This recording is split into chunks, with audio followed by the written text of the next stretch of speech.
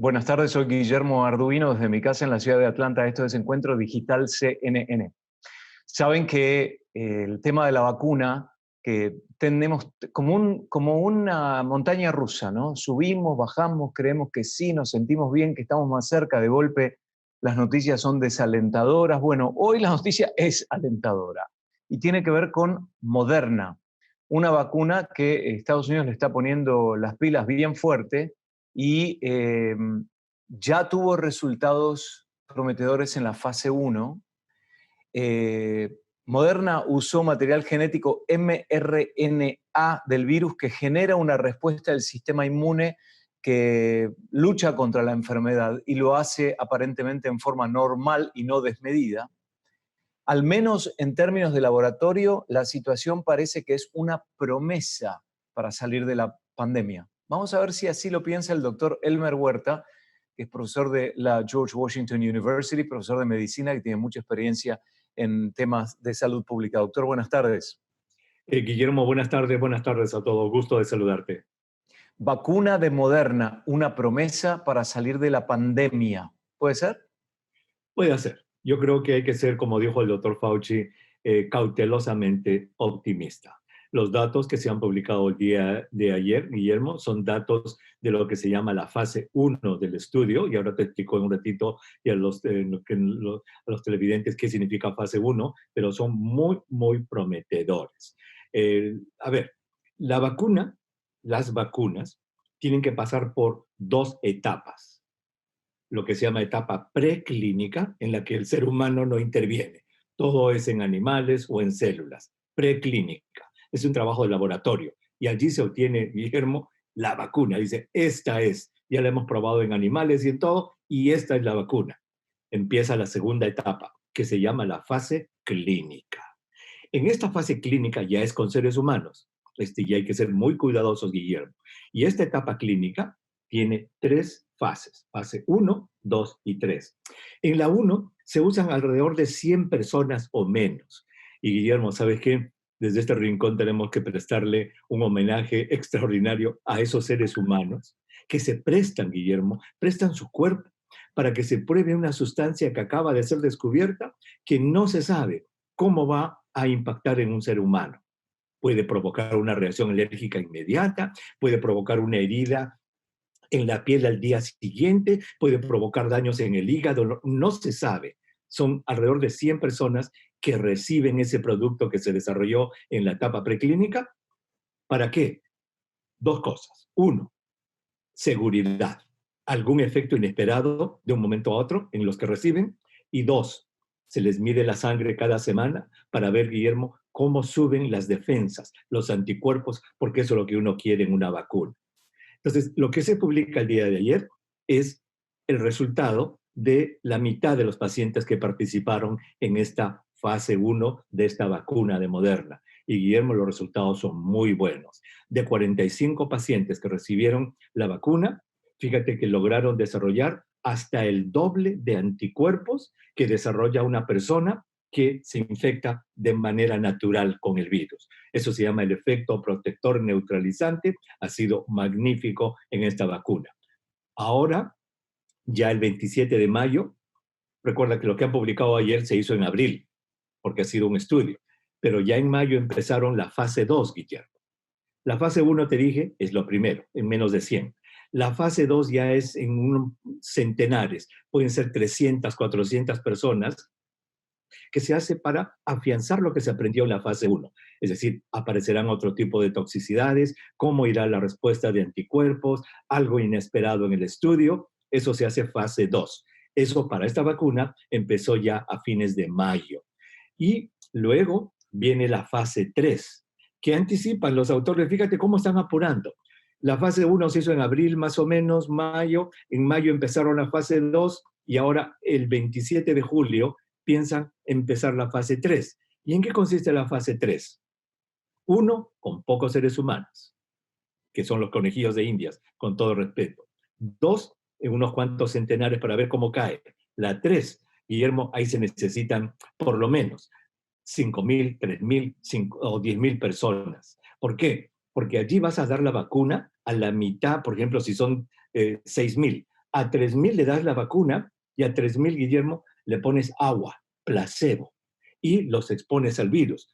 Obviamente, no les vas a echar virus al cuerpo, sino esto se hace en zonas geográficas, en países en donde el virus está en abundancia. Por ejemplo, se está haciendo en África, en Sudáfrica, se está haciendo en Argentina, se está haciendo en Brasil, lugares en los que el virus todavía está, digamos, muy activo. Entonces, una vez que ya se dan las vacunas y la mitad el placebo, se sigue más o menos por unos 4 a 6 meses y allí se habría completado las 3 fases. Entonces, esta vacuna de Moderna ya pasó la 1, ya está en la mitad de las 2, a fin de mes empieza la 3, estamos en el mes de julio, se calcula que para noviembre, quizás diciembre, ya se complete la fase 3, lo cual indicaría que a fines de este año o a comienzos del otro, Guillermo, tendríamos ya una vacuna que demuestre efectividad, aunque todavía hay que ser muy cautelosos, no sabemos si realmente en la fase 3, que es la importante, va o no a funcionar. El doctor Corbett, ¿no?, un inmunólogo y líder del equipo que desarrolló la vacuna en el Instituto de Infectious Disease Institute, el Instituto de Enfermedades Infecciosas, dijo, excede todas las expectativas. Yo recuerdo que en el mes de mayo fue, doctor, a ver, que se habló muchísimo de Moderna, sobre todo porque el presidente Donald Trump, en ese momento flanqueado por el equipo de la doctora Birx y el doctor Fauci, se lo seguía muy, pero muy de cerca a ver qué se decía. Y en ese momento medio que se desestimó, se politizó el comentario de Moderna. Ayer el presidente Donald Trump nuevamente trae el tema de Moderna y ahora la prensa de alguna forma replica ese comentario sin tanta duda debido a la politización del mensaje últimamente. Mucho no se confía en un político, sino que más en un científico. Sin embargo, parece que ahora están de acuerdo, tanto la prensa como la fase política. Hoy el presidente Donald Trump está aquí en la ciudad de Atlanta, así que justamente estaba pensando eso, ¿no? La influencia de la política. Moderna, ¿es una palabra seria, doctor? Sí, este es un laboratorio muy serio, el nombre es medio raro, lo admito, pero no, es un laboratorio muy serio que es de Massachusetts y trabaja con todo este tipo de cosas. Solamente tiene 10 años de existencia, pero el doctor Eric Lander está detrás de esto y él es un hombre sumamente respetado en lo que es el desarrollo de vacunas, inmunología y este tipo de cosas. Y solamente para nuestros televidentes, para poner en perspectiva, lo que se anunció, ¿te acuerdas? Y que lo anunció el presidente Trump, a lo que tú te refieres hace como 2 meses, fue esto que estamos anunciando hoy día. Lo que pasa es que en aquella oportunidad solamente se dio el anuncio de 8 pacientes de este grupo que habían precisamente producido muchos anticuerpos. Lo que se ha publicado el día de ayer y que provoca este entusiasmo que acabas de leer de ese investigador y el cauteloso optimismo del doctor Fauci es que sí, estamos en buen camino, Guillermo, y es como si un avión, mira, él despega de ahí de Atlanta y se quiere ir a Buenos Aires, el piloto sube, mira, está yendo a Buenos Aires. Sería horrible que esté yendo a Nueva York, al norte. No, está yendo al sur y va a llegar al sur. Ok, son 45, ¿no? Ahora los participantes. Me gustaría resumir esto. Son resultados de la fase 1 que se diseñó para probar doses, Las dosis. dosis, perdón, cómo se mete el inglés y el español me confunde. Dosis de la vacuna en forma baja, mediana y alta. Eran 45 adultos de 18 a 55 años que recibieron, y acá viene la pregunta más importante, 2 vacunas, 2 vacunaciones con una distancia de 28 días. ¿Por qué 2? Así es, esto es muy importante. Para esta vacuna, lo que ellos han estimado es que después de dar la primera dosis, subieron las defensas, los anticuerpos. Pero, Guillermo, no llegaron a alcanzar los niveles que ellos esperaban, que sean alrededor del número, la cantidad de anticuerpos que se produce cuando a ti te da la infección de manera natural. Entonces ellos dijeron, mira, una le damos, pero no alcanza el nivel. ¿Qué pasa si le damos un boost? Se llama en inglés un refuerzo de vacuna. Y así lo hicieron. Al mes le dieron el refuerzo y la respuesta subió. Entonces, esto ya nos da un atisbo de que para esta vacuna se van a necesitar, Guillermo, 2 dosis. Te vas a tener que vacunar hoy día y al mes tu refuerzo y vas a estar completamente protegido. ¿Te acuerdas cuando apareció la vacuna del virus papiloma humano? Eran 3 dosis, después la bajaron a Sí. 2 dosis y así. Las vacunas, esa es la fase 1. Dosis, eficacia y seguridad. Es decir, podemos concluir entonces que lo que provocó en esta fase de estudio de la vacuna es una reacción inmune. Es decir, aplicaron, ¿cómo se dice, doctor? La réplica del virus, De la pero infección natural. ¿cómo? La réplica de la infección natural. O Ok, sea, pero en menor dosis, ¿no? perdón. En menor dosis, en una dosis menor.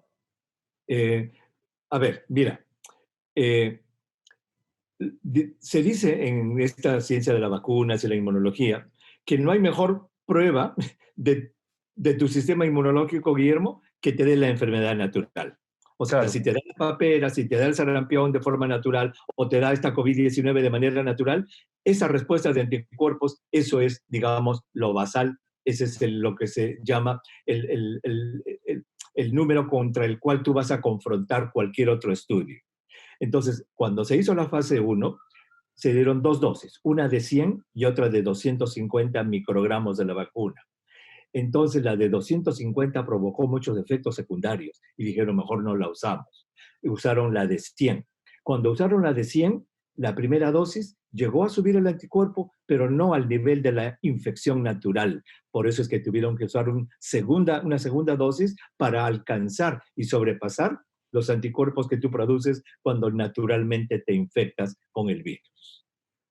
Bueno, entonces, en el caso de este estudio, se hizo en personas sanas.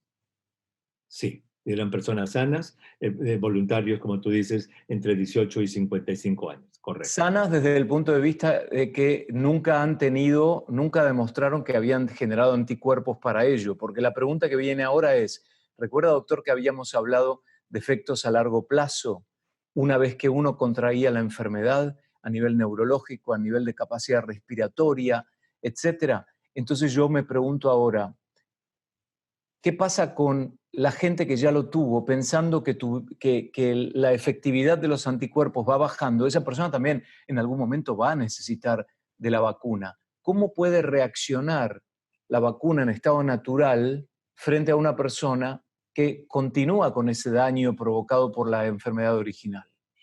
A ver, Guillermo, excelente pregunta la tuya. Para empezar, mira, todavía no se ha probado que esta enfermedad pueda regresar, o sea, darte 2 veces, o que tú vayas a perder la inmunidad con el tiempo. Porque es cierto, lo hemos analizado contigo, el estudio que apareció también la semana pasada, que dice que los anticuerpos después de 3 meses disminuyen y parecería de que se agotan. Pero mira, hoy día justo salió un estudio interesante que habla de la inmunidad celular. Tus linfocitos quedan intactos y eso entonces te permitiría que si te infectas otra vez con el virus, rápidamente reacciones y no logres desarrollar la enfermedad por segunda vez, si me deje entender. O sea, eso no está probado de que tú te vayas a infectar por otra vez. Y por lo tanto, no está probado que la inmunidad te desaparezca tanto que a pesar de haberte dado la enfermedad, vayas a necesitar una vacuna.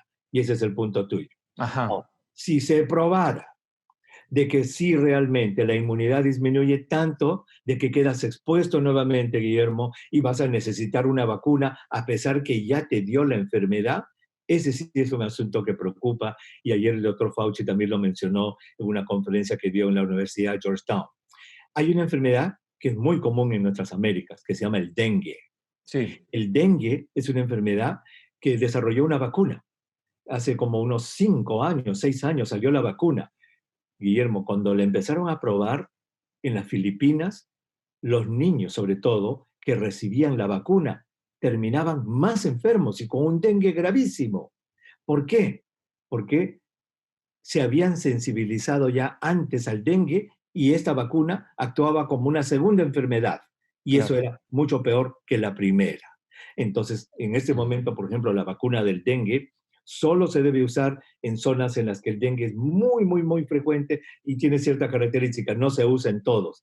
Eso podría pasar con esta vacuna si es que se probara que la persona pierde completamente su inmunidad y necesita ser vacunado en el futuro. Eso sí es un misterio. No se sabe hasta ahora. Ahora, Moderna, si llegara a confirmarse en todas las fases que faltan, que está todo bien y que están listos para producirla, ¿sería suficiente a nivel global con que tengamos una vacuna sola? No, no, no. Ellos mismos han dicho que el sueño más grande que tienen es producir 500 millones de dosis, quizás para el próximo año, y quizás un 1.000 millones, o sea, 1 billón, 1.000 millones de dosis por año. Y necesitamos, Guillermo, que se vacunen 6.000 millones de personas mínimo en el planeta. Pero hay otra vacuna muy similar, también de mRNA como esta, que es la que está desarrollando un laboratorio alemán que se llama BioNTech con la compañía Pfizer. Es exactamente lo mismo, es el mismo principio y esta también ya logró la aprobación de la FDA y también está empezando su fase 2-3 combinada. O sea, van a haber varias de estas compañías y las de Oxford también, y van a haber varias, hay 2 compañías chinas que ya están en fase 3. O sea, yo creo que el mercado quizás a mediados del próximo año va a estar bastante surtido, Guillermo, de varias vacunas para escoger. Ayer entrevisté a un médico peruano también, que es de la Universidad de Miami, del Jackson Memorial, y también nos decía, probablemente julio del año que viene es cuando podamos decir prácticamente con seguridad que estaremos cubiertos, que tendremos una vacuna. Muy optimista, decía el doctor González, tenerla a principios del año que viene. El presidente Donald Trump ayer dijo que la tendríamos a fin de año, pero claro, uno desconfía de los políticos porque como hay elecciones en noviembre y como la economía está dañada y es la banderita de triunfo del presidente Donald Trump, uno se pregunta, bueno, ¿lo dirá porque quiere darle estímulo a la gente que tiene duda al momento de votar?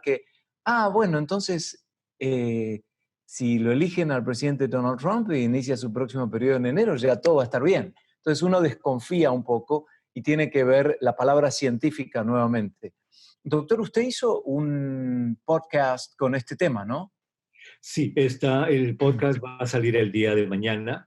No, sí, mañana sale este podcast que va a describir, mañana jueves, 16 de julio va a salir el podcast y va a estar obviamente disponible, en el cual explicamos esto, cómo se desarrolla fase 1, 2, 3 y qué significa el impacto de esta vacuna, Guillermo. Gracias. Perfecto, lo pueden encontrar en alguna plataforma de podcast que ustedes elijan o también en cnne.com. Ponen podcast, realidad versus ficción o Doctor Huerta Podcast y ahí lo encuentran, súper exitoso. La doctora Angela Rasmussen de la Universidad Columbia University dijo que ninguno va a estar seguro, cubierto, hasta que todos estemos seguros o cubiertos. No solo somos nosotros, refiriéndose a Estados Unidos, es todo el mundo. Es decir, ya que sabemos que esta es una crisis global y es una pandemia, como la declaró primero CNN y después la Organización Mundial de la Salud, tiene que estar todo el globo cubierto. ¿Es posible lograr eso o es una utopía? De ser posible, es posible, pero va a ser muy difícil, Guillermo, por una razón. Mira, cuando se escriba la historia de esta pandemia, cada país va a tener un tomo en la historia de la pandemia. Y mira, la mitad de cada tomo, la mitad de la historia de la pandemia en cada país, la mitad va a estar dedicada a la política, Guillermo. En todos los países se ha mezclado la política con la pandemia. Entonces, ¿y eso por qué? Porque cuando tú tienes eventos como sucesos de salud pública, entonces necesitas políticas públicas de salud.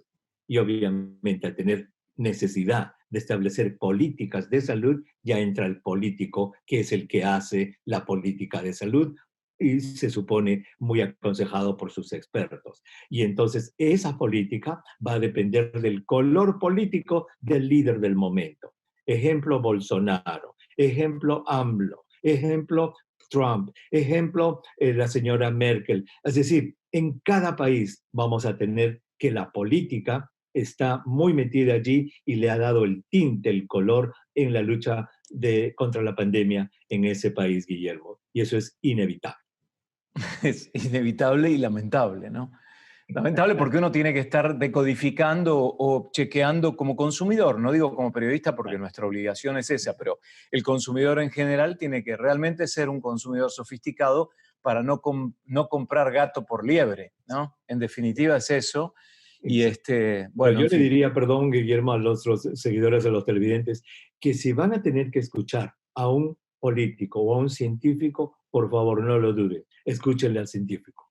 Claro, por eso yo siempre digo, el doctor Anthony Fauci, que ha servido, ha participado en la calidad de asesor, etcétera, o como autoridad epidemiológica de enfermedades infecciosas también, en muchísimos gobiernos de Estados Unidos de Seis, diferentes colores. 6 gobiernos. Bueno, 6, ahí está. Y cada gobierno tiene 4 u 8, depende si es reelegible o no. Entonces, ahí tiene, y de distintos colores políticos, y ahí te da la pauta. Es decir, no es un puesto político, sino es un puesto científico. En fin, pero bueno, esto en la era de la hipercomunicación tenemos que ser muy críticos y la información está ahí, porque la información está, no como antes, hace 50 años la información era difícil de conseguir, ahora está. Lo que pasa es que hay que saber muy bien cómo cotejar que esa información sea certera y además tener el juicio crítico como para leerla como corresponde. Doctor, quiero preguntarle, más allá de la vacuna, de las manifestaciones cerebrales del coronavirus. ¿Qué sabemos hoy? Muy bien. Gracias por tu pregunta, Guillermo. Y hoy día, para nuestros seguidores que puedan estar mirando el programa hoy día, miércoles 15, el podcast que tenemos es sobre esto, sobre las complicaciones cerebrales en la enfermedad COVID-19. Mira, ya hemos aprendido, Guillermo, y lo hemos conversado tantas veces contigo, de que al principio, ¿te acuerdas en enero cuando hablábamos, enero, febrero, todo era neumonía, y todo eran respiradores, intubación, porque esa era la principal manifestación de la enfermedad. Ya cuando la enfermedad llegó a Francia, a España, a Italia, ya la investigación empezó a corroborar datos que se habían tenido en China, de que podía haber compromiso en el corazón, de que podía haber compromiso en los riñones, en el hígado, en el páncreas, en la piel y en el cerebro. Es decir, en este momento ya podemos decir que el concepto de esta enfermedad COVID-19 es que es multisistémica. Te puede atacar muchos órganos. Guillermo, es una enfermedad generalizada. Ya no es una simple neumonía o enfermedad respiratoria como se pensó en un momento. Entonces, hablando del cerebro, ya se han publicado varios artículos en los últimos 6 a 8 semanas que hablan del compromiso cerebral. 2 últimos se publicaron hace una semana. Uno viene de España y el otro viene de Inglaterra. Ambos con pocos casos, en uno como 40 y tantos casos, el otro igual como 40 y tantos casos, que describen lo que pasa con estos pacientes, Guillermo, y es increíble la variedad de cuadros clínicos que provoca esta enfermedad. Va desde lo que se llaman encefalopatías con psicosis y con delirios. Es decir, el paciente empieza a soñar, a hablar incoherencias, a ver alucinaciones, hasta parálisis de Guillain-Barré, es decir, parálisis de los miembros inferiores, pasando por problemas en el cerebro que provocan, por ejemplo, inflamación de los nervios o que provocan cambios en el olfato. Es decir, hay una muy amplia variedad de compromiso del sistema nervioso y eso es algo completamente nuevo. Felizmente, Guillermo, la proporción de estos casos no es mucha. En el estudio italiano dan una idea, en español, perdón, en el estudio español, que está alrededor del 1.5% de todos los casos tienen compromiso del sistema nervioso, comparado con lo respiratorio, que es mucho más grande, felizmente lo hace raro. Y fíjese que la información cada vez nos está diciendo más que tenemos que cuidarnos, ¿no? Y que tenemos que poner en práctica las herramientas que tenemos nosotros. Doctor, vio lo que está pasando en Florida, ¿no? Y que superó al estado de Nueva York y en este momento están a capacidad máxima el sistema de salud pública de Florida. Ya eso se publicó hoy. Ayer estábamos hablando de el 91%, todavía quedaba un porcentaje, el día anterior un 80 y pico por ciento, sin embargo, día a día la situación es crítica y llega a niveles que no había llegado en Nueva York cuando se habían montado en el Central Park, en los hospitales de campaña, y además estaba el barco de la Marina de Estados Unidos como para apoyar, que no fue necesario. En ese lugar donde las condiciones de vida, por ser un estado tan poblado y sobre todo teniendo ciudades donde gente vive muy junta y que son casas más pequeñas, no así el estado de Florida. Exacto, y en pleno verano. Además, Y todo el mundo pensaba que con el verano esto sí, iba a desaparecer, porque teníamos la idea que era como se comporta el virus de la gripe. El virus de la gripe se comporta de esa manera. Tenemos picos de verano, bajadas de verano y picos en el invierno. Pensábamos que era igual, pero fíjate este pensamiento que encontré el otro día, Guillermo, que dice, mira, dice, Italia no aprendió de China, España no aprendió de Italia, Nueva York no aprendió de Italia, y ahora podemos decir, Florida no aprendió de Nueva York. y Mira, usted puede considerar, doctor, que de hecho los que más tarde nos contagiamos o los que más tarde recibimos el virus, somos más responsables que los que lo tenían al principio, porque tenemos más experiencia, podemos mirar al lado y ver qué pasó. exacto, yo creo que cuando ya la persona toma conciencia y es la que se va a infectar quizás probablemente mucho, mucho después, porque es mucho más cuidadosa. Yo creo que sí, Claro. las personas más confiadas son las que primero se han infectado, Guillermo. Y es muy triste ver en la Florida que ya hayan llegado a la capacidad y recién está empezando, recién está poniéndose fuerte. Vamos a ver cómo vienen las 2 próximas semanas. Van a tener que volar a pacientes graves en aviones especiales para que consigan camas en el norte de la Florida o en Georgia o en otros estados aledaños. Eso es muy triste. Eso llegó a ser Alemania en un momento. Doctor, hoy a la mañana entrevisté a un médico peruano en China, en el norte, en Harbin, que está en un laboratorio estudiando no solo haciendo pruebas para una vacuna para el coronavirus COVID, para el SARS-CoV-2 que causa el COVID-19, sino también para toda la familia de coronavirus, que me dijo que para toda la familia en unos años, 3 años, ellos creen que van a lograrla. Para el COVID-19, en 2 meses, dijo él, que probablemente tengan novedades positivas, más o menos lo que estamos hablando de Moderna, y ellos tienen vínculo, están siguiendo bien de cerca también lo que hace la Universidad de Oxford, más o menos los mismos pasos con respecto a la vacuna. Por lo tanto, le pregunto, la de Moderna, en combinación con estas dos, ¿podría salvar al mundo de la pandemia?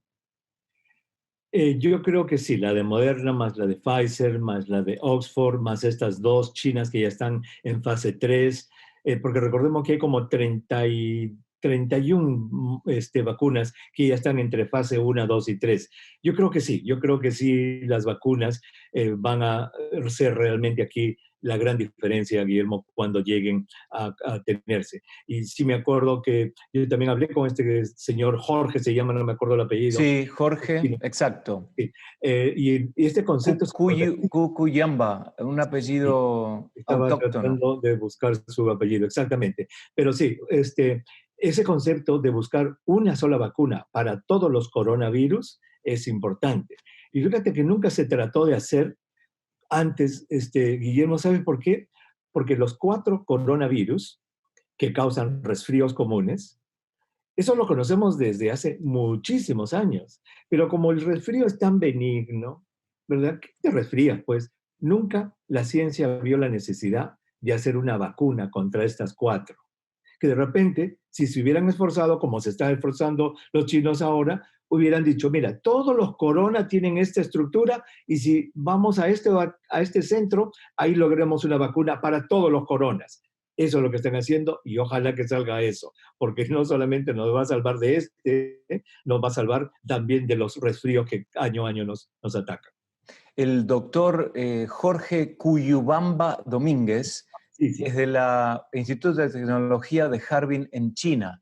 Y pronto la pregrabé, así que pronto la vamos a poner al aire porque es muy interesante, además, doctor, para ver que probablemente, y voy a ser cauteloso en mi optimismo, pero probablemente debido a que tenemos varias fases que están avanzando hacia el mismo objetivo con resultados similares, pueda provocar que pronto tengamos una respuesta para decir, hey, ya está, Ahora, mientras tanto, tenemos que cuidarnos, ¿no? Pero de cara al futuro, lo único es la implementación y el acceso a las dosis a nivel global, como para que todo el mundo esté cubierto y podamos regresar a la normalidad con las lecciones aprendidas, ¿no? De lo que Ojalá, fue ojalá, esta Guillermo. pandemia. Esto de las lecciones es tan importante. Mira, el mundo cómo ha luchado, está luchando contra esta pandemia de manera tan desarticulada, Guillermo.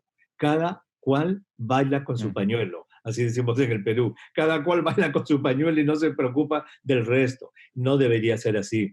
Y eso es lo que ha dicho Bill Gates en algún momento. Cuando escribió su artículo en la revista médica de Nueva Inglaterra, precisamente dijo eso, ¿no? El día que llegue una pandemia, como está el mundo desarticulado, no vamos a saber qué hacer. Y mira que llegó la Bueno, pandemia. hay que Ojalá mirar la que política, doctor. para Mire nosotros. la política en todos los países y lo que está pasando parece que es algo común, es un contexto generalizado y que cada día es más difícil.